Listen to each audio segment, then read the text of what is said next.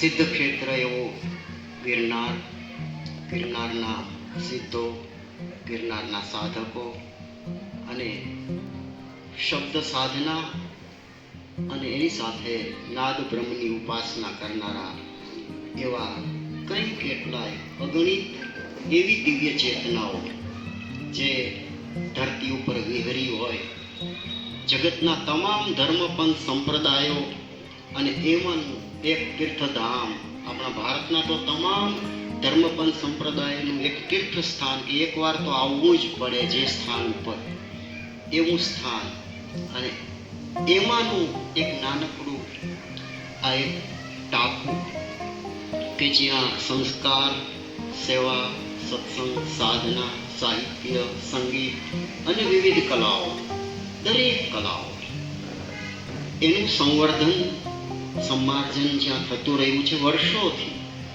એવી આ ધરતી.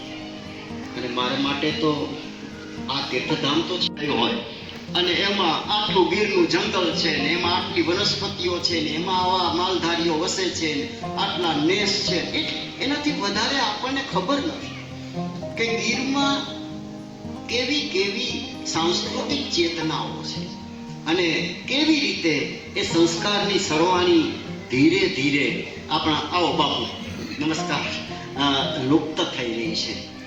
ભાષાની દ્રષ્ટિએ, વ્યવહારની દ્રષ્ટિએ, સંસ્કારની દ્રષ્ટિએ અને રીત રિવાજોથી માંડીને કેટલું બધું આપણા ઉપર ધોવાણ છે, આક્રમણ છે, આ બધું જ છે. અને છતાં એમાં જે કંઈ બચ્યું છે એને શબ્દબદ્ધ કરવાનું કામ ઇકબાલસિંહજીએ કર્યું. અદ્ભુત એનો ભાષા વૈભવ તમે લ્યો, એ લોક જીવંત જે લોક સરવાણી છે, એની લોકવાણી છે, એનો મરમ છે, એનો મહર છે, આ બધું જ આપણને એમના પુસ્તકમાંથી મળે છે. બાપુ મને લેવા આવ્યા અને 3.5 કલાકમાં બપોરના સમય આવ્યા અને 3.5 કલાકમાં તો એ છેલ્લા પૃષ્ઠ સુધી અક્ષરશઃ પસાર થયો અને ખૂબ આનંદ. તો એ જે આ જૂની રે હમાયતું ના નર જાગશે એમ જ્યારે બોલું છું ત્યારે આ બધી વસ્તુ અને આ કુદરતનો નિયમ છે કે જ્યારે કોઈ પણ વસ્તુ આ ઉદ્ભવ, વિકાસ, પ્રલય, આ એક ચક્ર તો ચાલ્યું જ આવે છે, પુનરાવર્તન થયા જ કરે છે. અને એ પુનરાવર્તન ફરીને ફરી કોઈને કોઈ રીતે એ સંસ્કારની સરવાણીઓ જીવનના તમામ ક્ષેત્રોમાં એવી વ્યક્તિઓ આવે છે અને એ વ્યક્તિઓને એ જન્મથી જ કદાચ કોઈ દૈવી પ્રેરણા મળતી હોય છે, તારે આ કામ કરવાનું છે, તારે આ રીતે જ આગળ વધવાનું છે. અને એમ સાહેબ, વિદ્યાપીઠના પ્રગતિશીલ પથદર્શક તરીકે આપની આગેવાનીમાં જ્ઞાનની સરિતા સતત વહેતી રહી છે. નવા વિચારોના પ્રેરક, ઉચ્ચ શિક્ષણના શ્રેષ્ઠ શિલ્પી અને ભાવિ પેઢીના ઘડવૈયા તરીકે આપનું નેતૃત્વ સમગ્ર શિક્ષણ જગતમાં પ્રેરણા સ્ત્રોત સમાન છે.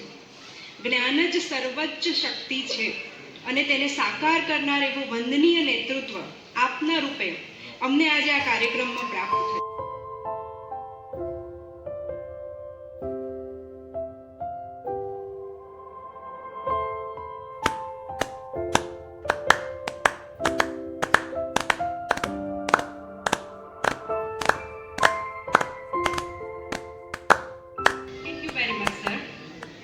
કાર્યક્રમનો દોર આગળ વધારતા હવે આપણે આજના બીજા વક્તાશ્રીને સાંભળીશું. રૂપાયતનની પ્રવૃત્તિઓને અત્યંત આત્મીય ભાવે નિહાળતા, સતત ચિંતા અને ચિંતન કરતા રહેતા ડોક્ટર મનોજ રાવલ સરને હું અહીંયા પોતાની વાત પ્રસ્તુત કરવા માટે વિનંતી કરીશ. Sir, please. બાપુભાઈ ગઢવી કહે કે 2 ઘડી છાંયણે બેસવાની તારી શું લાયકાત. મારી એ મંચ ઉપર બેસવાની લાયકાત નથી, પણ જે સ્નેહીજનો છે, મિત્રો છે, એની બલિહારી છે. ખેર, આપણે મૂળ વાત કરી છે રૂપ સંવાદ. અહીં સર્જક અને ભાવક એ જે રૂપ નિર્માણની પ્રક્રિયા છે એના આરસપરસ ભાગીદાર બને એવા ઉપક્રમનું આયોજન થયેલું છે. હવે આપણે શું હોય છે, થોડીક કલાઓ પ્રત્યે થોડાક રોમેન્ટિક હોય છે. સર્જક પ્રત્યે એની પાસે અપેક્ષાઓ વધારે રાખી છે. ભાવકોને પણ કાંઈ કરવાનું આવે છે એવું આપણે સમજતા નથી, એને કાંઈ જવાબદારી નથી આપતા. હવે આ તો ટાગોરના વિચારોથી અને ગાંધીના વિચારોનો સમન્વય હતો. આપણે એમ કે ગાંધીજી તો ટકાવાળા હતા ને બકરી ચારતા, પણ એ ભૂલી જાય છે આપણે કે કનૈયાલાલ મુનશીની નવલકથાઓનો એ પ્રસ્તાવના લખે છે, પૃથ્વીવલ્લભની. ટાગોરને આપણે જોઈ છીએ તો સ્વદેશને ચાહે છે, પણ એનાથી સત્યને વધારે ચાહે છે.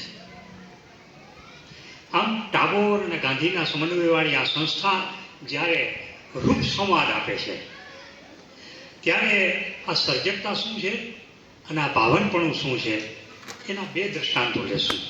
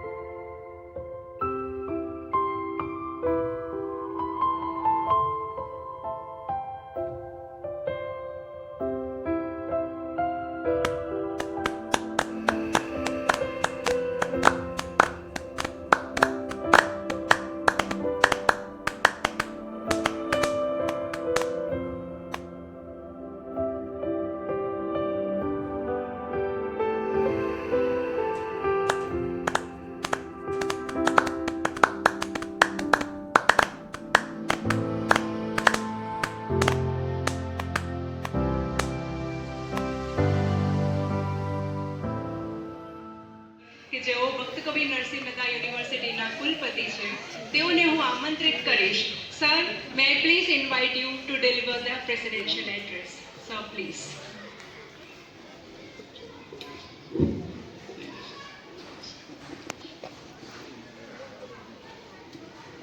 આજના આ કાર્યક્રમની અંદર ઉપસ્થિત નિરંજનભાઈ, મનોજભાઈ, આમ તો એમની સાથે હું ઘણા વર્ષથી સંકળાયેલો છું.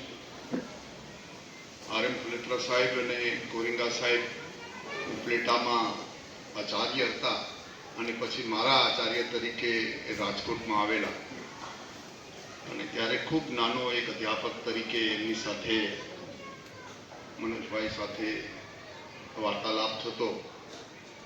આજે આ સંસ્થાની અંદર આવવાનું મળ્યું. રૂપ સંવાદની આખી, કારણ કે રમેશભાઈ પણ મારા મિત્ર છે. મેં એમની સાથે, સરમણભાઈ સાથે માંગરોળની અંદર એક અધ્યાપક તરીકે 2 વર્ષ ત્યાંય કામ કર્યું.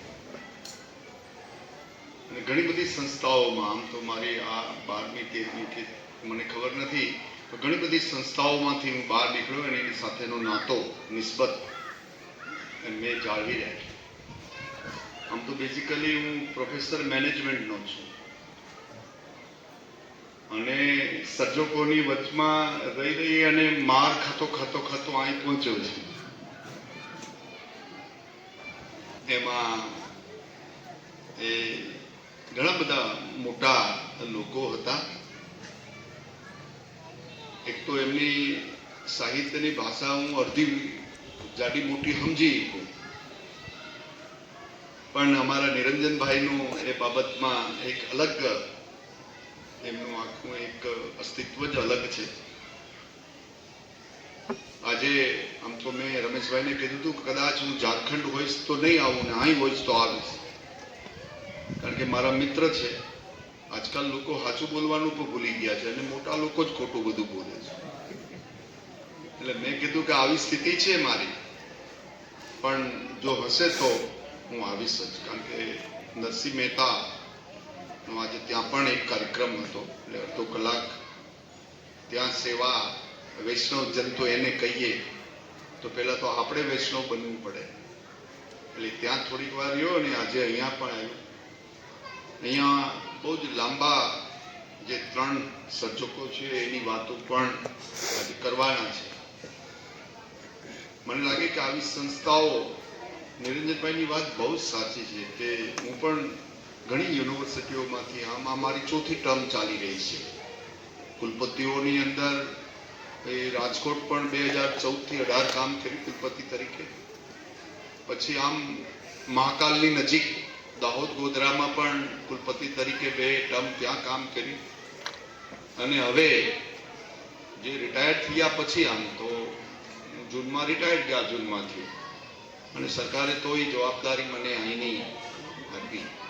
હું મારી જાતનું એ સદભાગ્ય સમજુ છું કે એવી આ સિદ્ધ ભૂમિની અંદર છેલ્લે મને કામ કરવાનો અવકાશ બધી જગ્યાએ, હું તો ભણ્યો એમાં, પણ મને ભક્ત કવિ નરસિંહ મહેતા ને એમાં ખાસ કરીને આ સોરઠની ધરામાં મને કામ કરવાનો જે અવકાશ આપ્યો છે, મને લાગે મારા ઉપર ઈશ્વરની અપાર કૃપા હશે, નકર આવું થાય નહીં. કારણ કે 3 ટર્મ પછી કોઈથી કોઈને 4થી ટર્મ ગુજરાતમાં આજ સુધી કોઈને નથી આપી. અને પોતાનું વતન, હું ગીર સોમનાથનો છું, ભણ્યો 12 અને 45 વર્ષથી એટીથી થોડોક અહીંથી નીકળી ગયો અને ફરી પાછો 2025માં હું આવ્યો. અહીં જે ધરા છે એ એટલી બધી તપોભૂમિ છે આ, કે એની અંદરથી એને જાળવવું એક મનુષ્ય તરીકે, એ તપને જાળવવું એ તપસ્વી જ જાળવી શકે. અને એ તપસ્વી તરીકેની મારી ભૂમિકા એ આ યુનિવર્સિટીની છે. એમાં આ સંસ્થા જેનો ઇતિહાસ એટલો બધો મોટો છે કે રતુભાઈથી લઈ, નાણાવટી ફેમિલીથી લઈ અને આજે જે લોકો દાયિત્વ નિભાવી રહ્યા છે, તો મને લાગે કે આપણી સંસ્કૃતિ, સાહિત્ય, સર્જક લોકો, આ બધાને આ મટીરિયલ વર્લ્ડ અત્યારે જે ઊભું થઈ રહ્યું છે, અને એમાં ખાસ કરીને જૈનજીની આખી એક વિચારધારા ઊભી થઈ રહી છે, ત્યારે એટલા સાંભળવાવાળા લોકો પણ એ જુનાગઢમાં જ હોય. રાજકોટમાં અઘરું થઈ જાય, અમારે ભેગા કરવા પડે. મને ખબર છે ત્યાં પણ અમારું મેઘાણી સાહિત્ય કેન્દ્ર હતું, ને મારા સમયમાં ડોલરરાય માકડની જે અમારી યુનિવર્સિટીને 50 વર્ષ મારા સમયમાં થતા, અને અમે એ વખતે પણ આપણા મૂળભૂત સાહિત્યકારો એના માટેના એવોર્ડ, 18 એવોર્ડ અમે એક સાથે 1 લાખના આપેલા મોરારી બાપુની એ સમયમાં. અને એ પછી ગીરની સંસ્કૃતિ અને પ્રકૃતિનો કાવ્યમય પરિચય આપણને બધાને થયો કવિ શ્રી યોગેશ વૈદ્યના દીર્ઘ કાવ્ય નેખમ દ્વારા. રૂપાયતન સંસ્થામાં એનું રસસભર પઠન કાર્ય થયેલું છે, જે આપ સૌ ભાવકોના ચિત્તમાં હજુ પણ રમતું જ હશે. તો સૌ પ્રથમ નવલકથા, ત્યાર પછી કાવ્ય, અને આજે પ્રવાસ નિબંધ ગીરની જાગીર દ્વારા આપણે ગીરની પ્રકૃતિ, ગીરના માણસો, એની સંસ્કૃતિ, ગીરના રાજા સિંહ અને ગીરના સ્વભાવને થોડું વધુ નજીક આવવાનો પ્રયત્ન કરીશું. યુવા સર્જક દિગ્પાલસિંહ જાડેજા, મૂળે તો ફરતલ જીવ છે, તેઓએ મોટરસાયકલ પર ગીરની જે રખડપટ્ટી કરી છે તેનો સર્જનાત્મક ગદ્ય દ્વારા આવિર્ભાવ થયો છે આ પુસ્તકમાં, અને તેનો ભાવન દ્વારા આત્મસાત કરવાનો આજે આ ઉપક્રમ છે. કાર્યક્રમને આગળ વધારતા પહેલા હું આદરણીય ડૉક્ટર રમેશ મહેતા સર, જે આ કાર્યક્રમના સંયોજક છે, તેઓને મંચ પર પધારવા આમંત્રિત કરું. આજની આ ક્ષણને આપણે તાળીઓના ગડગડાટથી વધાવશું. આપનું હાર્દિક હૃદયસ્થ સ્વાગત છે સર. ત્યારબાદ આ ઉપક્રમના બીજા અતિથિ વિશેષ શ્રી રેવતુબા રાયજાદાના સ્વાગત માટે હું આમંત્રિત કરીશ પ્રવીણભાઈ કિમસુરિયાને, કે જેઓ આશ્રમ શાળાના શિક્ષક છે. આપ આવો અને રેવતુબા રાયજાદા સરનું સ્કેચ, સૂત્રમાળા તથા પુસ્તક વડે સ્વાગત તથા સન્માન કરશો.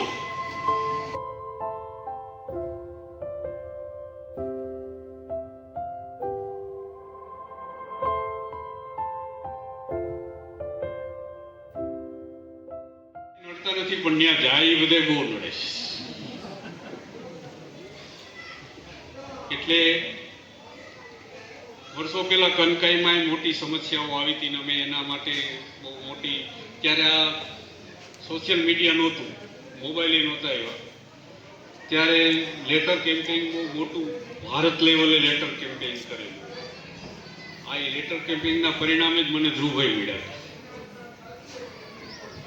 તો એમાં કનકાઈ વિશે એમાં જે સાંસાઈના મોઢે કહેવાયું છે ને, કનકાઈ બધા જાય છે શું કામ? કનકાઈ જાતા રોકવામાં આવે છે યાત્રાળુઓને. આજકાલ તો કનકાઈમાં છે ને, આજકાલ તો 50 લોકોને નાઇટ બોલતી છૂટ છે ને આપણા દેશમાં તમને ખબર છે કે આંગળી આપો એટલે પોચો પકડાય. આપણા દેશની આ પરિસ્થિતિ છે. એટલે હવે 50 નહીં રહેતા હોય, જાજા રહેતા છે કઈ. એટલે અમારા કેમ્પની વાત છે. કેમ્પમાં મધ્યપ્રદેશના બાળકો આવેલા હોય છે ને પછી દીપડાથી બીવે છે ને એવી બધી વાતો છે. પછી એ વાતમાં જે વન અધિકારી હોય છે ને પછી કોઈ પૂછે છે કે તમે મંદિરે જાતા હું કામ રોકો છો? ત્યારે સાંસાઈ જે બોલે છે, મંદિર કરો છો તો મારી વાત સાંભળી લ્યો, ઘરમાં કે દુનિયાના પડ માથેના કોઈ જંગલમાં આવી જગ્યા હોય એને મંદિર કહેવાય? એને સ્થાનક કહેવાય. ને સ્થાનકમાં આરત્યું ન હોય, ત્યાં તો આસ્થા ને આસન હોય.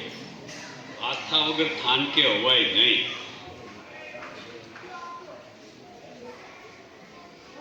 શર્મા જે ત્યાં वन अधिकारी थे कि आस्था होगी तभी तो दर्शन जाएंगे ना, आस्था तो हम सब में है.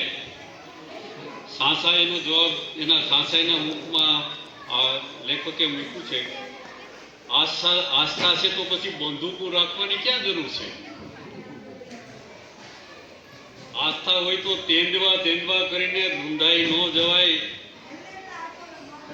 બી મેરો તેમ તારી શ્રદ્ધા ક્યાં ગઈ? એટલે કેમ્પમાં એક ઘટના બને છે કે રાતના એક જાગીને ઊંઘમાં ચાલવાની ટેવ હોય છે ને ચાલવા નીકળે છે અને ઊભો થાય છે ને બીજાને સપનું હાલતું છે સાયણસિંહનું ને એ રાડું પાડવા માંડ્યો અને દીપડો ગીરો લખ્યું હતું. એટલે એને કહે છે કે તમે તેંદવા કરીને કેમ આમ કરતો? ભલામણા એટલું તો સમજવું કે જી તારા તેંદવાને રાખીને બેઠી છે એ તને રાખશે.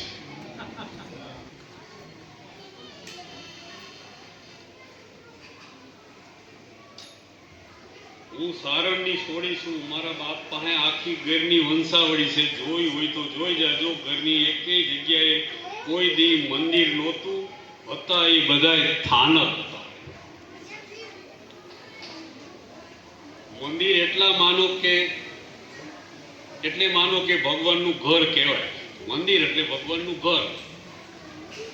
બધી જાતના શણગારો ને આરતીઓ બધી જાતના વાના કરાય. સ્થાનક એટલે તો અલખનો ઓટલો, ઘરની બારા ઓટલા માથે બેહો એટલે મર્યાદા પાળવી પડે ને.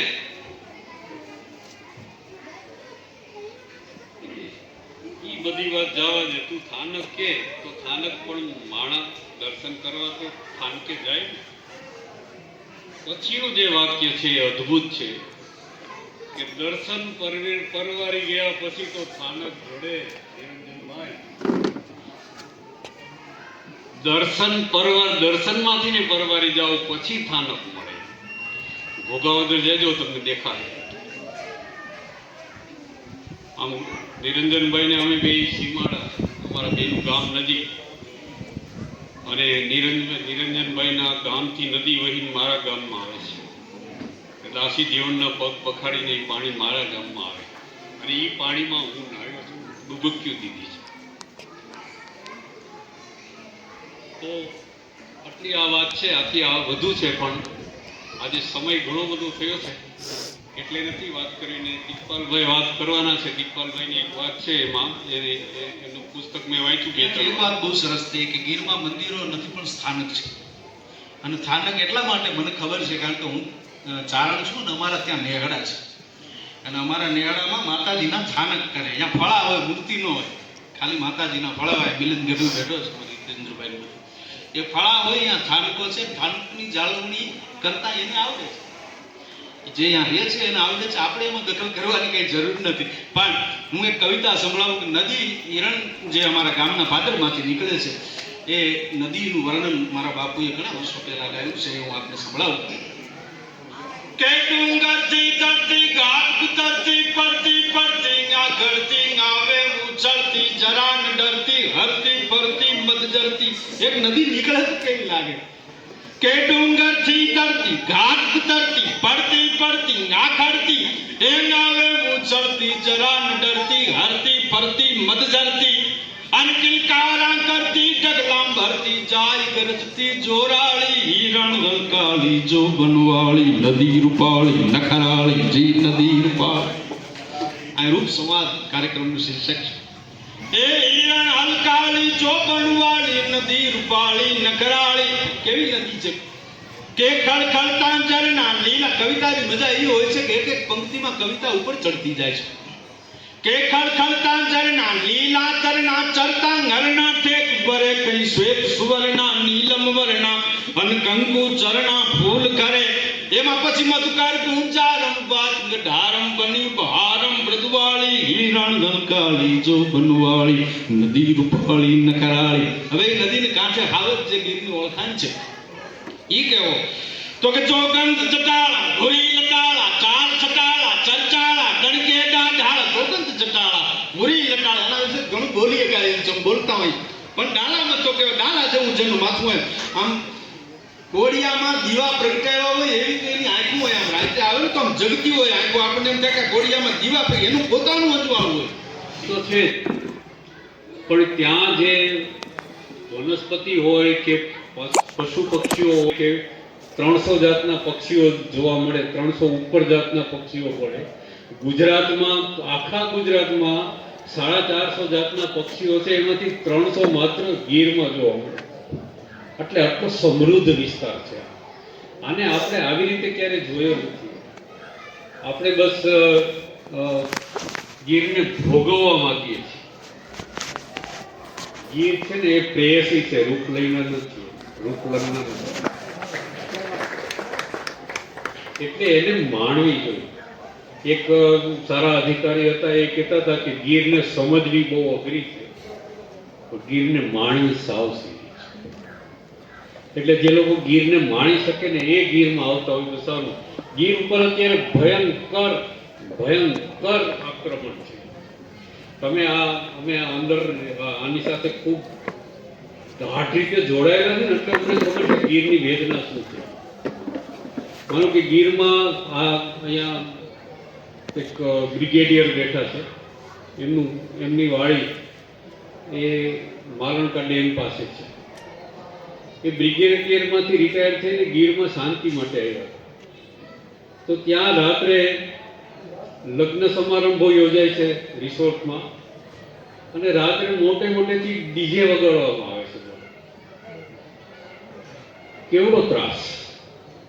એ આપણાથી સહન ન થાય. પ્રાણીઓ તો આપણાથી ઓછું ડેસિબલ સહન કરી શકે. તો ગીરમાં અત્યારે આ જે થઈ રહ્યું છે અતિક્રમણ, અને લોકો ત્યાં સિંહ જોવા આવે છે. અને જોવા જેવું મેં એવું જોયું છે કે જ્યારે સફારી કરે ને ત્યારે લીલા કપડાં કરીને લીલી હેટ બેટ મારે ને દાઉદના શૂઝ પહેરે. હવે એને ટ્રેક નથી કરવાનું. ત્યાં જરૂર છે માનો કે આ બધું કરવું જોઈએ, પણ તમે કંઈક સંશોધન કરતા હોય, તમારે એમાં ગીરમાં હાલીને ફરવું હોય તો તમારે કેમોફ્લેજ કપડાં પહેરવા જોઈએ. પણ આવે પછી એ ત્યાં વાતો કરતા હોય. મેં એકવાર જોયેલું, આ તમને કહું કે કમલેશ્વર ડેમ પાસે કાઠીકળ નેસ છે, ત્યાંથી બે જણા ચાલ્યા જતા હતા અને પછી વાત કરતા હતા. એને હેટ પહેરી હતી અને પેલા ભાઈ પૂછે છે કે આ હેટ કેટલાની છે? તો કે ખબર નથી, પણ અમેરિકાથી અમુક ડોલરમાં આવી છે. એટલે ઓલા ભાઈ પૂછ્યું કેટલા? કે ડોલર એટલે કેટલા? એટલે કે 10-12 હજારની હેટ વિશે. હવે એની પાસે ઉભેલો ઓલો માલધારી, જેના પગમાં પ્લાસ્ટિકના જોડા છે, જેની પાસે મહેનત સિવાય કાંઈ નથી. ત્યાં તમે 12,500 હેઠની વાતો કરો તો એની ઉપર શું વીતે? આ ગીર છે ને એ અત્યારે આ ગીર થઈ ગયું છે, એટલે એની ચિંતા છે અમને. એટલે અમે જે કેમ્પ કરીને એમાં મૂળ વાત આ છે કે ગીરને જાણવું છે. ગીરમાં તો અદ્ભુત છે. અને આજે યુવા પેઢી આવી ને, અમે તો ઠીક છે મોટા મોટા પ્રાણીઓ વિશે ને આમાં અમને લઈ આવનાર લવકુમાર સાહેબ ને, લાલસિંહ રાવલ ને, શૈલેન્દ્ર સિંહા સાહેબ ને, પીપી રાવલ ને, આ બધા અમને આમાં લઈ આવ્યા છે. અને સિંહા સાહેબે એક સરસ વાત કરેલી, અમારું એક તાલીમ લીધેલી, એને કીધું હતું કે એકે હજારા ફાઉન્ડેશન એવું શરૂ કર્યું ને એનું કહેવાનું એમ હતું કે એકે હજારા થતું હોય. એટલે એક માણસ 1000 માણસને તૈયાર કરે એ જરૂરી છે કે એવું કરજો. અને અમે જે કેમ્પ કર્યા આટલા વર્ષમાં એમાં 1000 તો થવા એવા છે કદાચ, કારણ કે આખા ગુજરાતમાં જુદા જુદા ક્ષેત્રમાં જુદી જુદી જગ્યાએ લોકો પોતાના બનતું કામ સંશોધનો કરે છે. તમે વિચાર કરો કે નરેન્દ્ર મોદી જ્યારે સ્ટેચ્યુ ઓફ યુનિટીનું પેલું કરવા આવ્યા ત્યારે પતંગિયા ઉડાડેલા. એ પતંગિયા મેં ભેગા કરનાર અમારા કેમ્પ પર હતા. એક શિવમ ભટ્ટ, અહીંયા અત્યારે સક્કરબાગમાં રાજદીપસિંહ ઝાલા ડેપ્યુટી કમિશનર છે, સોરી ઝૂ સુપ્રિન્ટેન્ડન્ટ છે, એ બધા આમ અમારા કેમ્પર્સ છે જુદા. પ્રણવને એ બધા કેમ્પ કરતા પહેલા, પછી એને નવી સરસ મજાની પ્રવૃત્તિ શરૂ કરી. તો આ જે આખી પરંપરા ચાલવી જોઈએ ગીરમાં, ગીર જોઈને આવતું રહેવું એ બરાબર નથી, પણ ગીર માટે આપણે શું કરી શકીએ? તો આ જો થઈ શકે તો આ ઘણું સંવાદ છે. તો ગીરનું રૂપ એના રૂપમાં જળવાઈ રહીએ. પછી અમે હારી જઈએ ને ઘણા બધા પ્રસંગો બને કે આપણે નિરાશ થઈ જાય, ત્યારે અમે એવું નક્કી કરીએ કે ગીર પોતે કંઈક નિર્ણય લેશે. અને ત્યારે ગીરે નિર્ણય લીધા છે. તમને આજે એવું તમને શું ગીર નિર્ણય લેશે. અત્યારે અમારે એક મોટી સમસ્યાઓ ચાલી રહી છે, એ સમસ્યામાં ચોક્કસ ગીર નિર્ણય લેશે. અમે તો કરીએ જ છીએ અમારા ભાઈ, પણ આ ગીર છે ને એને તમે ખાલી સિંહની રીતે કે ખાલી પક્ષીઓની રીતે ને ઓવરઓલ ગીર જુઓ ને. અમારે એક હતા ગઢવી ભૂપતદાન કરીને શિક્ષક હતા, મજાના. એને પક્ષી ઓળખવામાં ન હોય. પક્ષી અમારું કેવું એમ છે પક્ષી ઓળખો કે ન ઓળખો, પણ જે પક્ષી ધ્રુવભાઈની વાત નાની કરી દો સાથે સાથે યાદ આવ્યું હતું પક્ષીઓનું. ધ્રુવભાઈમાં એકવાર કહેતા હતા કે અમે બધા દોડબોટી કરવા હતા એ વિસ્તારમાં. એટલે 4-5 જણા જાય, કેમેરા ને બાયોક્યુલર ને બધું લઈ, પછી જાય ને તો રસ્તે જાય એમાં વચ્ચે એક કોકનું ખેતર આવે, એમાં એક મોટી ઉંમરના બાપા રોજ જોવે અને આવતા જાય. એટલે પછી એક દી બાપાએ બોલાવે કે અહીંયા આવો, તમે રોજ આ શું જાઓ? એટલે કીધું અમે પક્ષી જોવા જઈએ છીએ. એમ તો પક્ષી તમને ખબર પડતી? એટલે કે હા, અમે પક્ષીઓમાં જાણીએ છીએ, અમે આટલા પક્ષીઓને ઓળખી, એવી બધી વાતો કરીએ. એટલે પેલા બાપાએ કીધું બહુ સારું થયો તમે જાણો, પણ મને પેલું કયો કે જંગલમાં સવારે પેલું પક્ષી કયું બોલે? એટલે આ બધા મૌન થઈ ગયા અને ખબર જ નહોતી. એટલે બાપાએ નાનું જે કઈક નામ હોય ને કીધું, રણ હોલો બોલે. એટલે ઓલા લખવા માંડ્યા. એટલે લખવા જેવું કઈ છે નહીં, પેલા સાંભળો. એટલે કીધું કે બીજું કયું બોલે? તો આને ખબર નથી. એટલે બાપા કહે છે કે તમને ન ખબર હોય કે વાંધો નહીં, કે માનો સવારમાં પેલું પક્ષી બોલવું જોઈએ, એ ન બોલે તો તમને ફાળ પડે? જો ફાળ ન પડતી હોય તો આ ડોકમાં ડેરા ઘેરે મૂકી દે. આ ફાળ પડવાની વાત છે ને એ ગીર જોડવાની. આપણને ફાળ પડવી જોઈએ કે માનો કે સિંહની ફાળ પડે કે ઓની ફાળ પડે કે દુધરાજની પડે કે ગીધ. અત્યારે તમે જાણો ગીધની સંખ્યા ઘટતી જાય છે. તો આ ફાળ પડવાની વાત છે ને એ આપણી અંદર જાગવી જોઈએ. ગીરને જરૂર છે ફાળ ને અનુભવી શકે એવા લોકોની ગીરની સાથે અને વાત કરીને મૌન સંવાદ કરી શકે એવા લોકોની. અમે તો કહીએ છીએ કે ગીરને તમને કેવું છે, પણ તમારી પાસે કાન છે. ગીર તમને કહેવા માંગે છે, પણ સાંભળવાના કાન આપણે રાખ્યા છે. આપણી પાસે કાન નથી તો ગીર સાથે સંવાદ કેવી રીતે થઈ શકે? અમે એક પ્રયોગ કરાવતા હોઈએ છીએ. તમારે ગિરનારમાં ઘણા કડાયા નામનું એક વૃક્ષ છે. કડાયો બહુ સફેદ હોય, ચાંદની રાતમાં દૂરથી દેખાય. ગામડાના લોકો એને ભૂત જેવું કહે છે, કારણ કે મોટું હોય ભૂત જેવું દેખાય. અમારા જેટલા છે ને ટીમ એને ખબર છે. હવે આ કડાયો એટલો સંવેદનશીલ છે કે એને તમે બધું ભરીને કાન રાખો ને એટલે તમને અવાજ મળે. એની અંદર જે થતો એની અવાજ તમને મળે અને એ અવાજ અનુભવી શકાય. તો અમે આ પ્રયોગ કરાવીને તો બધાય નથી સંભળાતો. બોલો,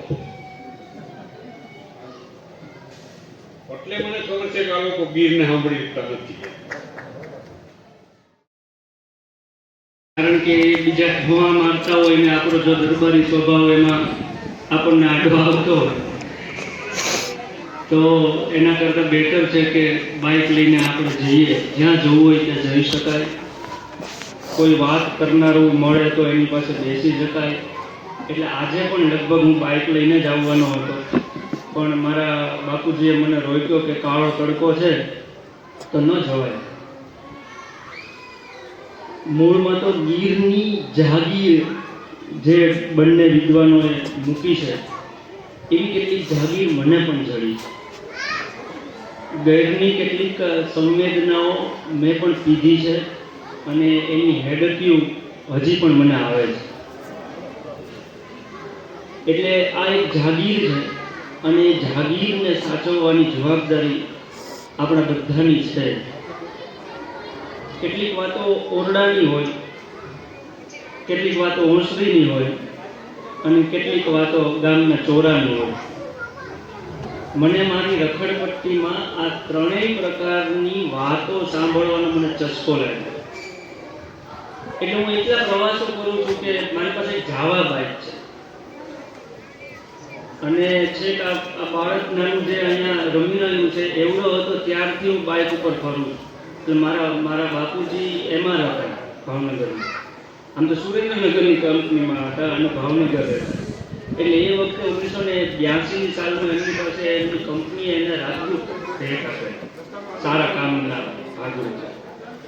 તો એ ભાવનગરથી ખાતરની થેલી લઈને અહીંયા ગોંડલ સુધી આવે અમારા વતન સુધી, તો હું સાથે થાઉં. પછી ગીરમાં જાય, ટેક્સીમાં પાછળ દવાઓના પોટલાઓ લઈને ગીરના ગામડાઓમાં ફરે તો હું સાથે થાઉં. એટલે મેં એ રીતે છેક નાનપણથી રખડપટ્ટીઓ કરી. રખડપટ્ટીનો એટલો બધો શોખ થયો છે કે સાયકલ લઈને પણ મેં કચ્છના 1100 કિલોમીટરના ઇન્ટિરિયર પ્રવાસ કર્યા. એટલે રજાઓ સાચવી રાખી. તો મને એવા માણસો મળ્યા છે નિરંજનભાઈ કે સાવ સામાન્ય વાત કરતા હોય તો એમાંથી આપણને ચમકારાઓ થાય. દાખલા તરીકે હું એક જગ્યાએ સાયકલ લઈને જ્યારે કચ્છમાં જતો હતો ત્યારે મને મોરબી પાસે હાઈવે ઉપર એક ચાવાળો મને મળ્યો અને ત્યાં અમે ચા પીધી બંને ભાઈઓએ. અને પછી અમે જતા હતા તો મને પાછો ફોન આવીને કહે છે કે અહીંયા આવો તો આ 10 રૂપિયા લો અને માતાના મઢે તમે જાઓ છો તો ત્યાં મૂકતા આવો. એ હજી સુધી મેં મૂક્યા નથી, લગભગ ભૂલી ગયો હતો. પણ પછી પાછો હું જાતો હતો તો પાછો બોલાયો હતો અને મને કહે છે કે ભાઈ એક વાત યાદ રાખજે, ગમે અહીંયા હાલજે પણ ઉજળે ચીલે હાલજે. હવે સાવ ઉજળો ચીલો એટલે the woods are lovely dark and deep, એ જે વાત કવિ કરતા હતા કે આ ઉજળો ચીલો ગમે અહીંયા હાલવાનો, એટલે ગુડ એન્ડ વિલમાં પણ હાલી શકાય જો તમારી પાસે ઉજળો ચીલો હોય. સર્જકે પોતાની વાત બહુ ખાસ જો કરે તો એમાં એની આત્મશ્લાઘા જ છલકે એવું મને લાગે છે. એટલે બેટર છે કે આ પુસ્તકમાં એક વાત જે છે એ મારી પાસે જે સમય છે એ હું મૂકું અને તમને જો પછી આ પુસ્તક આખી વાંચવાનું મન થાય એટલે ગીર એમાં શું છે એમાં એ વાત છે.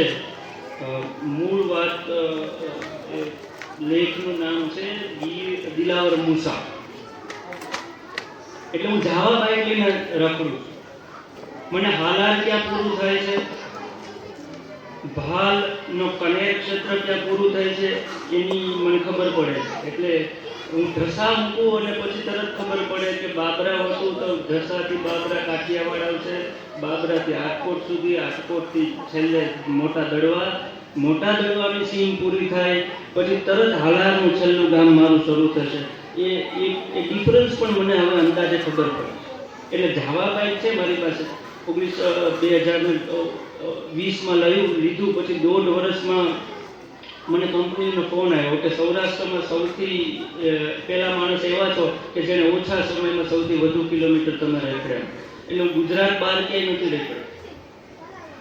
2.5-3 વર્ષમાં મેં 1.5 લાખ કિલોમીટર બાઇક ચલાવી દીધું છે ખાલી સૌરાષ્ટ્ર રખડવા. પણ હવે એ કઈ ઉપલબ્ધિ નથી.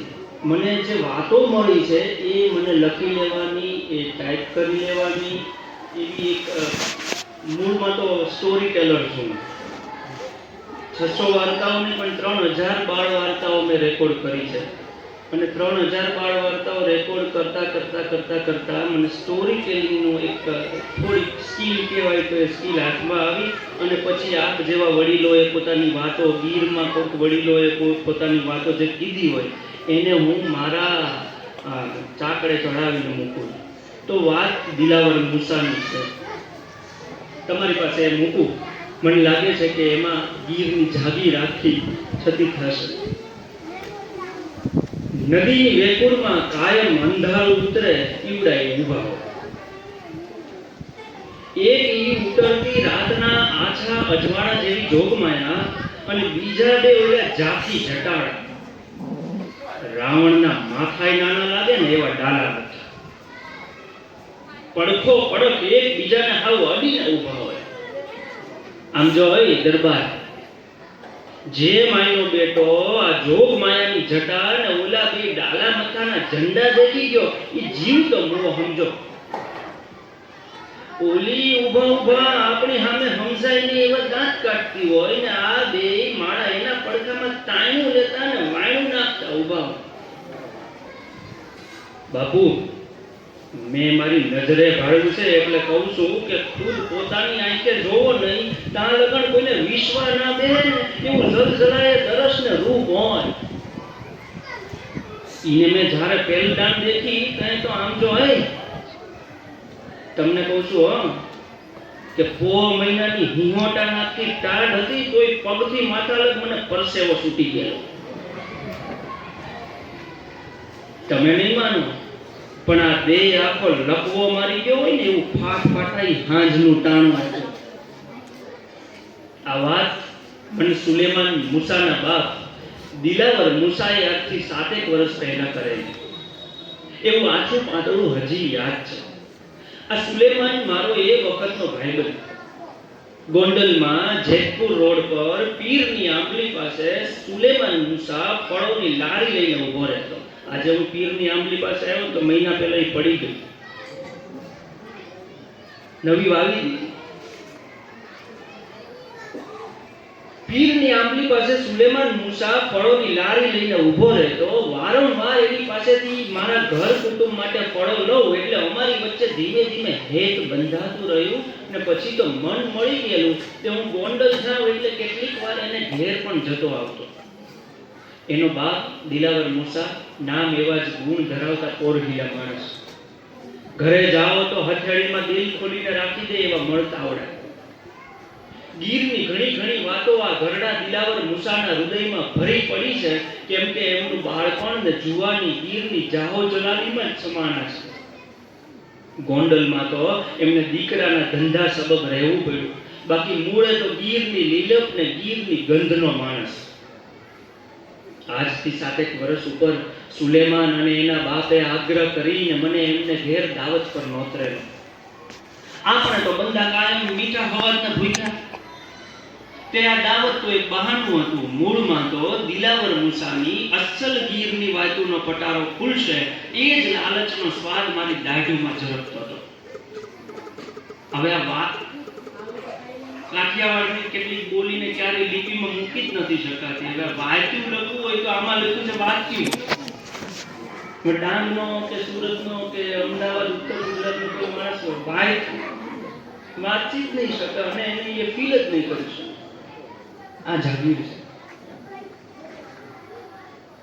દાવત તો એક બહાનું હતું. મૂળમાં તો દિલાવર મૂસાની અસલ ગૈરની વાતોનો પટારો ખુલશે એ જ લાલચનો સ્વાદ મારી દાઢીમાં ઝરપતો હતો. મેં સુલેમાનનું નોતરું સ્વીકાર્યું. એ વખતે સુલેમાનના બાપે મને ગીરના જંગલની એક એવી કથા કહેલી જે મને આજે પણ મારી આંખ સામે હૂબહૂ તરવરે છે. તો હાલો આજે હું તમારી સૌની ખોઈમાં દિલાવર મૂસાએ કહેલી ગીરની એ વાત મારા હળવા હાથે ધરવા ચાહું છું. એ દિવસે હું સાંજે જ મારે ગામ ઘરેથી કહીને નીકળી ગયેલો કે આજે રાતે વાળું કરવા નહીં આવું. ઘરના બધા જાણે ભૂતને પીપળો મળી ગયો. ઉપડો બાઇક લઈને કલાક એકમાં કોટડા ખરેડા પાર કરતો ને પહોંચો ગોંડલ. મુકામ પોસ્ટ દિલાવર મૂસાને ઘેર. ગોંડલી નદીના કાંઠે બાંદ્રા ગામ જતા માર્ગે એક ભાડાના મકાનમાં સુલેમાન એના બાપ દિલાવર ને અમ્મી સાથે રહે.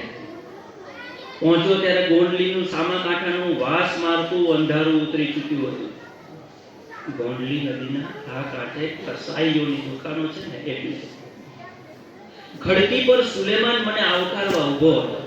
ફળિયામાં દિલાવર મૂસા જૂના વખતના રાજના સિપાહીની અદામાં દોથો એક દાઢી ને કાતરો એક મૂછો સાચવતા એક ટેકાવાળા મૂઢા ઉપર બેઠા હતા. બે ઓરડાવાળું નળિયા છાયેલું મકાન. ઓસરીમાં સુલેમાનની ઘરડી અમ્મી રોટલા ઘડતી હતી. મેં બાપ દીકરાને અને અમ્મીને આમને સામને આ પંથકના ચલણમાં કાયમ છે એવા લોક રિવાજે જય માતાજી કહ્યા. પછી તો દાવતમાં બદામની કતરી ને ગુલાબની પાંખડી નાખેલી અસલ પઠાણી સેવની બિરંજ, ભરેલા રીંગણા, બાજરાના રોટલા ને બિરયાની. વાળું કરીને ખુલ્લા ફળિયામાં ટાઢ ઉડાડતા અમે સગડીને સહારે બેઠા. અલગ મલકની થોડી વાતો પછી મેં દિલાવર મૂસાને મારા કુંડાળામાં પાડવા સીધું જ કહ્યું, દિલાવરભાઈ, ગોંડલ રાજની જૂની વાતો તો ઘણી સાંભળી. હવે કાંક તમારી ગૈરની વાતો માંડો એટલે આપણી રાત ધબે. આ રાત ધબે એ આપણે જ સમજીએ. દિલાવર મૂસાએ મેં ફેંકેલ ચલની કુકરીઓને ઉપાડી લઈને પોતાને થયેલા ગીરના એ અનુભવની અજબ વાતને ફળિયાના પટમાં રમતી મૂકી. દરબાર, ગૈરનું પેટાળ તો પાતાળ પેટું ઊંડું ને સમજાય નહીં એટલું ભેદી છે. પણ તોય તમારે એનું પેટ ભૂંગવું જ છે તો લ્યો ને કહો બાપા. મને એક માળી કહેતા હતા, ગૈર એ પરથમીનો દૂતો. આમ જોઈ તમને કહું છું હો દરબાર, આમ જોઈ તમને કહું છું હો દરબાર, આજે મને 80 ને માથે 60 વર્ષ થયા છે. પણ આ વાત તો સુલેમાનનો ને કયો ને કે તમારો જલમી નહીં થયો હોય ઈ પહેલાની છે હો. તે હે બાપુ, તમને વળી કેટલા થયા? મેં કહ્યું 32, 30 ને માથે 2. અલબત્ત આજે મને 45 થઈ ગયા. આ લખ્યું ત્યારે 32, એ પછી 7 વર્ષ લખ્યું. મેં કહ્યું 32, 30 ને માથે 2. હા, તે હું તમને જે વાત કરું છું ઈ વાતને તો 50-55 વર્ષ ઉપર થયા હોય તોય ના નહીં. તને ગૈરમાં આજના જેવા સુખ સુવિધા નહોતા. મારો જન્મ ખાંભામાં, બાળાપણું ને જુવાની આખી ગૈરમાં કાઢી. તને મારી ઉંમર કાંઈ 30 વર્ષથી વધુ નહીં હોય. ઈ વખતે હું ગૈરના એટલા પંથકના નેહડાના દૂધ ઘી ભેગું કરવાના અને ખાંભા અને અમરેલીની બજારોમાં એને વેચવાના ધંધા કરતો. આમ બોલી પા ગીર ગઢડું, વાં હેઠે ઉના શેર ઉધી ને આમ ધારી દગડ મારા લગભગ કાયમના આઠા પેરા રહેતા.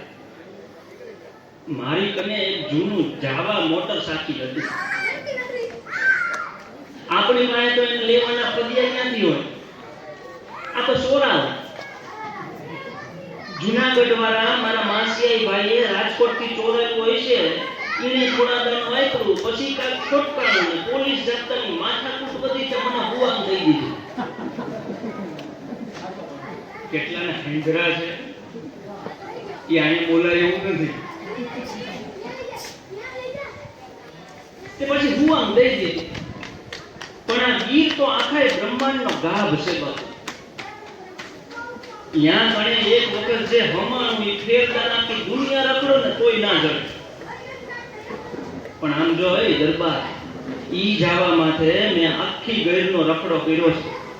દિલાવર મૂસા પોતાના એ જૂનવાણી જાવા મોટરસાયકલને એ રીતે યાદ કરતા હતા કે જાણે જૂના કાળનો કોઈ બારવટીઓ પોતાની કાઠિયાવાડી રોજી ગોળીને હેતે કરીને સંભાળતો.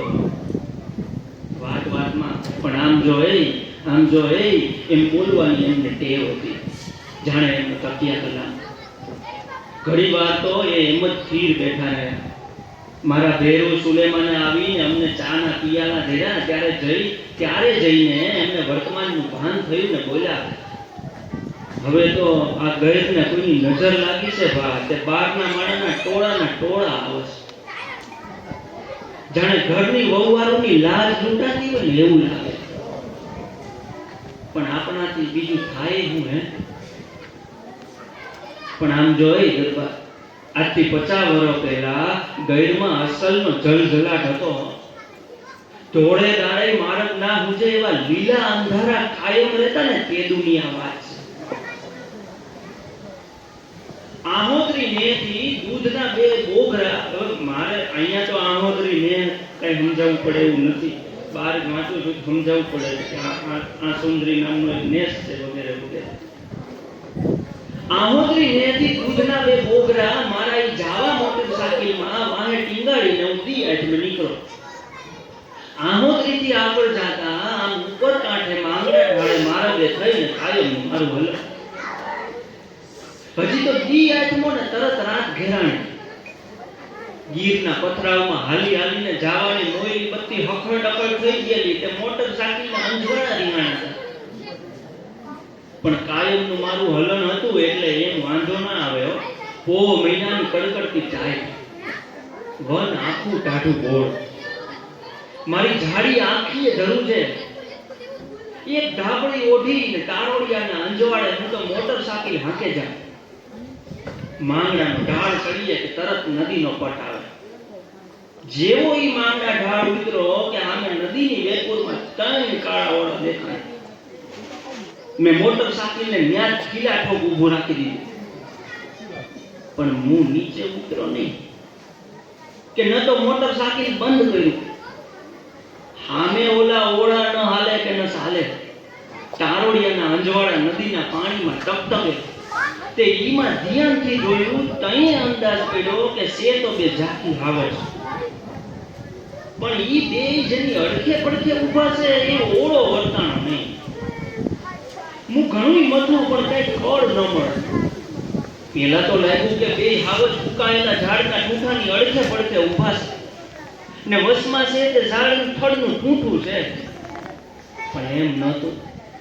ધ્યાનથી ને નિરાંત વાળીને મેં ઓળો દીઠો ત્યારે તો મારા આખા દેહને લકવો થઈ ગયો હોય ને એવી પગથી માથા લગનની ધ્રુજારી ઉપડી ગયેલી. હો વાત, તમને વિશ્વાસ નહીં આવે પણ ઈ 2ની વસમાં નતું ઝાડનું થડ કે નતું કોઈ જનજનાવર. તમને કહું છું, સાંભળો છો ને દરબાર, ઈ 2 ડાલા મથાની વસોવસ ઈ જીવતી જાગતી જોગ માયા રહેતી 8-10 વર્ષની સોળી ઊભી હતી. 7 વર્ષ પહેલા ગોંડલમાં બેઠા 84 વર્ષના એક દિલાવર મૂસાએ મને જ્યારે આ વાત કહેલી ત્યારે મારા પગના તળિયામાં થઈને ભય અને ટાઢ એક સાથે જ મારી છાતીમાં નિકોટા કરવા લાગેલી. એ મને આજે પણ બરાબર યાદ છે. સુલેમાનના ફળિયામાં સળગતી સગડી તરફ મેં મારા હાથ અને પગ લંબાવતા એના બાપ દિલાવર મૂસાને પૂછેલું, પછી હું મોત ભાડી ગયેલો દરબારો. પડ 2 પડ ગઈ હશે ને ઓલા 2 મંડા હુકવા તરાડું તો એવી નાખે જાણે ડુંગરા ધણાણતા હોય. ને ઓલી માળી બે હાવજના બૈડે હાથ ફેરવતી ફેરવતી મારી સામે બીક લાગે એવા દાંત કાઢતી જાય. એક મૂંગલી એટલું થાનક. આવું નાનું છોકરું કઈ વનમાં આમ રેડું દી એજમાં થોડું રખડે હે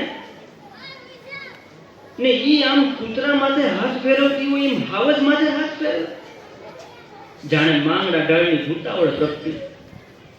ભૂત છે કે ચુડેલનું રૂપ મને કાંઈ હુંચકો પડે નહીં.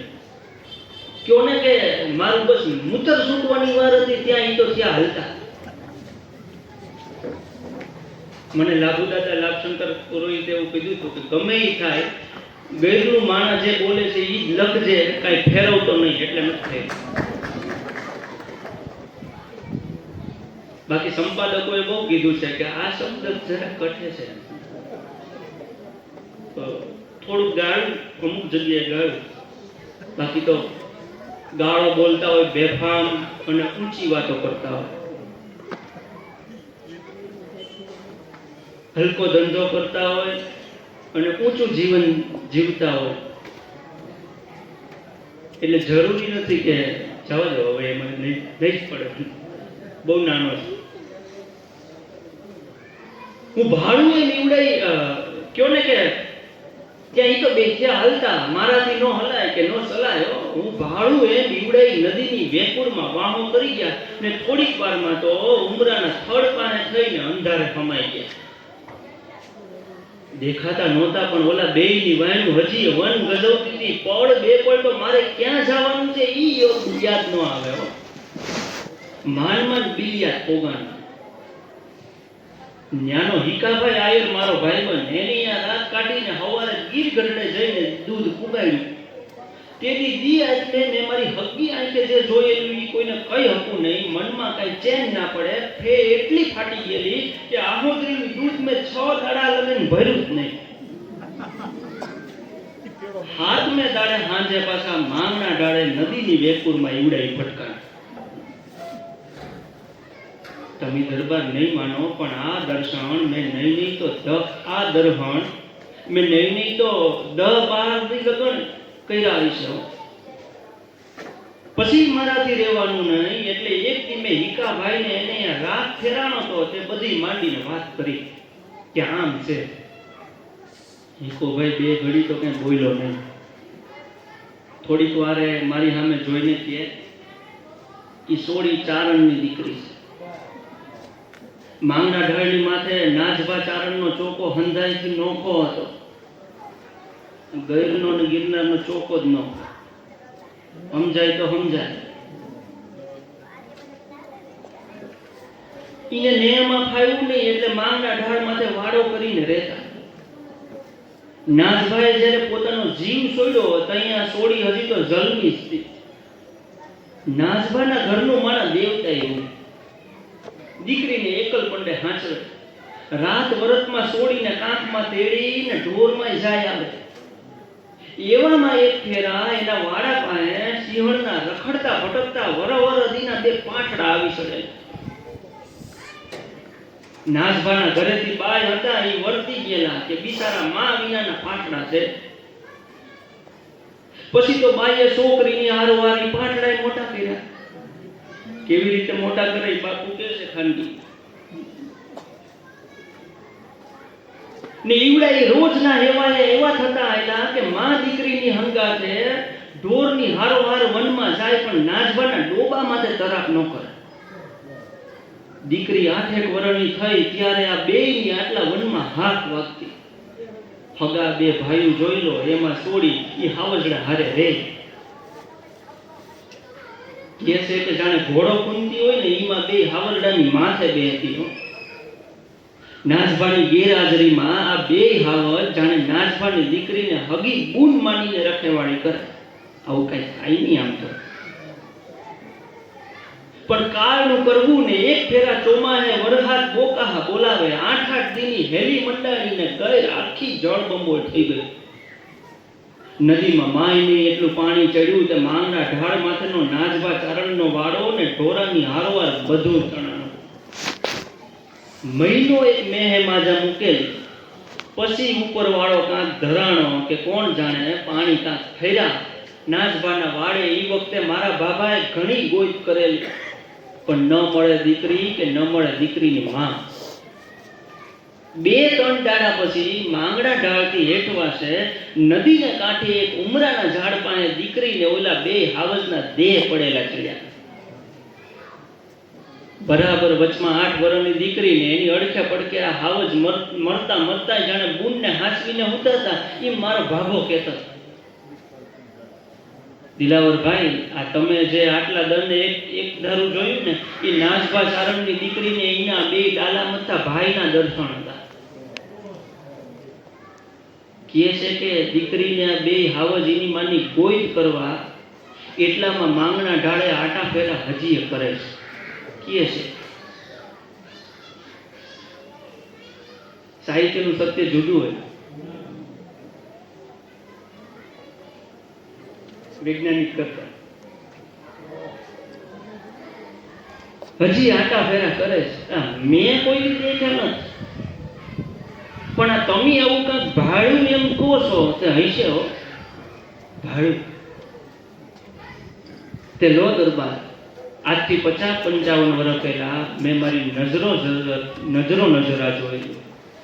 અટાણે તો માંગણા ઢાળનો હીકો ભાઈ નથી ને ગૈરનો એ જલજલાટી નથી.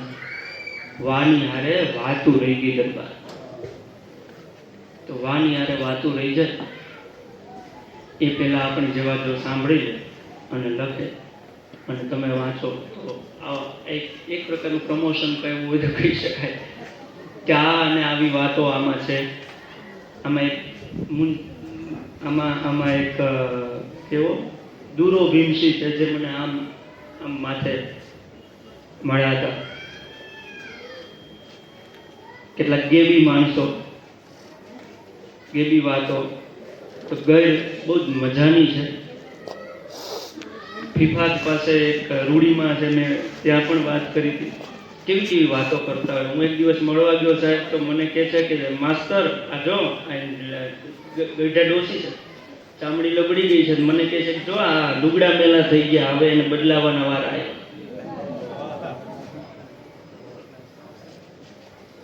આ સમજ ઠેક ઠેકાણે છે. એની ઉપર સમયનો કાળની થપાટ વાગી જાય. મને લાગે છે કે આપણે છેલ્લી પેઢી છીએ જ્યાં ધબકાર આપણી પાસે છે. પછી કંઈક જુદું હશે, પછી ધબકાર તો હશે પણ એને બિલોરી કાંઠ લઈને ગોતવા જવું પડશે. જુનાગઢ તો નસીબવાળું છે. મને સપનાઓ આવે કે આવતે જન્મ જો જન્મ મળે તો, કારણ કે હું મારા નાના બાપુથી અહીંયા રોપાયેલો છું. જુનાગઢમાં તખ્તસિદ્ધિ પર મારે જે કામ કર્યું છે અને એ મને હું ખૂબ વાઇબ્રેશન ઝીલીને જાઉં છું. રૂપાયતન પહેલી વાર આવ્યો તો યાદ કરું છું કે રાજેન્દ્ર શુક્લને જ્યારે નરસિંહ મહેતા એવોર્ડ મળ્યો ત્યારે હું મારા નાના બાપુની આંગળી આવ્યો હતો, એટલે એમની સાથે આવ્યો હતો. સુભાષ ભટ્ટ ને બધા સાથે હતા. પછી અધ્યાપક સંઘનું અધિવેશન રમેશભાઈ નિશ્રામાં હતું. તો ખૂબ આભાર છે. સર્જન પ્રક્રિયા વિશે સર્જકે, હું એવું માનું છું કે સર્જક જો વાત કરશે મેં આમ કર્યું, મેં આમ કર્યું, મેં આમ કર્યું, એની કરતાં આમાં બહાર લેખ છે, એમાં ગીરની જાગીર છે. અને એ જાગીર કેમ મેં જાગીર કીધી. કેટલાક વિવેચકોએ એવું પણ કહ્યું, આપણે ત્યાં પીરાણી જાગીર એવું પણ કહેવાયું.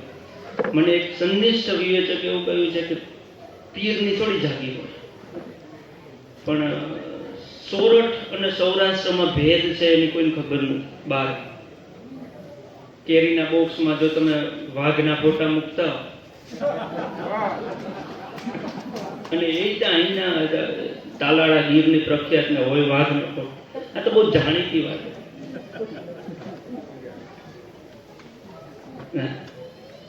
કેટલું બધું છે, પણ હું હંમેશા બ્લેન્ક થઈ જાઉં છું જ્યારે આ શબ્દ કેવી રીતે જડ્યો એ વાત.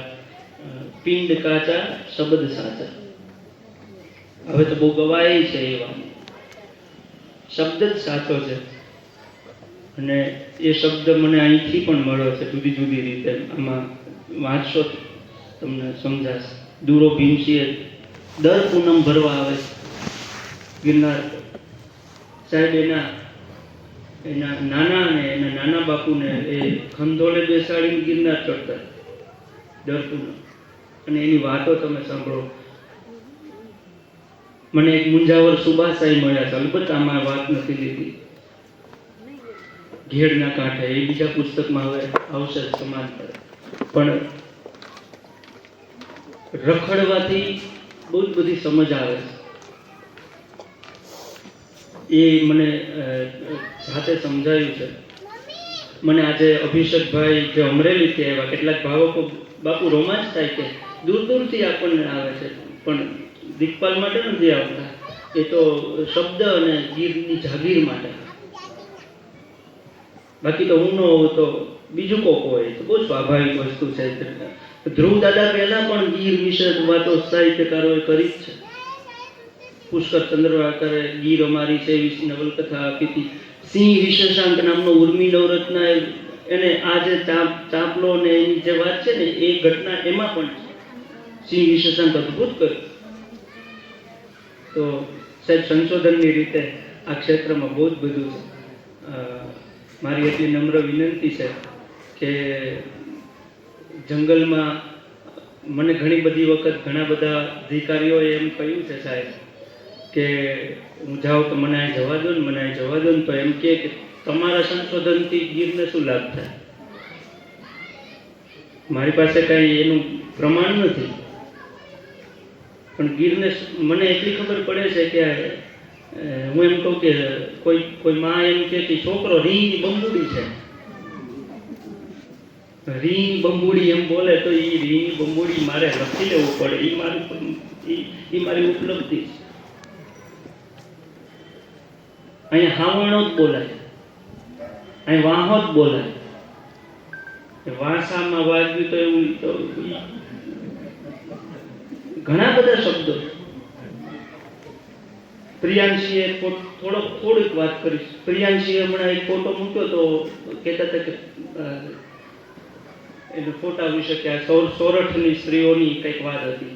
સોરઠમાં એવી જે તીક્ષ્ણ સ્ત્રી હોય ને એના વિશે એવું એક અહીંયા લોકલ શબ્દ બાઈ ભાવ ઈંટી છે, ઈંટી છે, ઈંટી.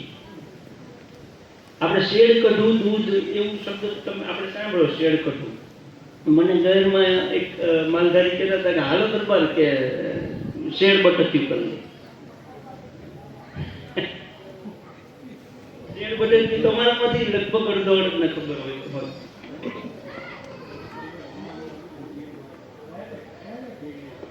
શેડ બટક્યું એટલે શેડ બટક્યું એ છે ને એની પાસે વાસણ તો હોય નહીં.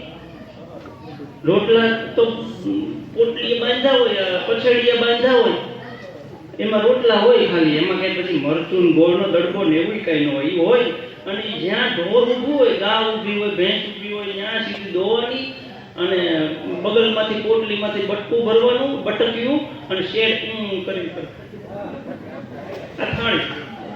શેડ બટક્યું શબ્દ વયો ગયો છે, ન લખો ને તો એ જતો.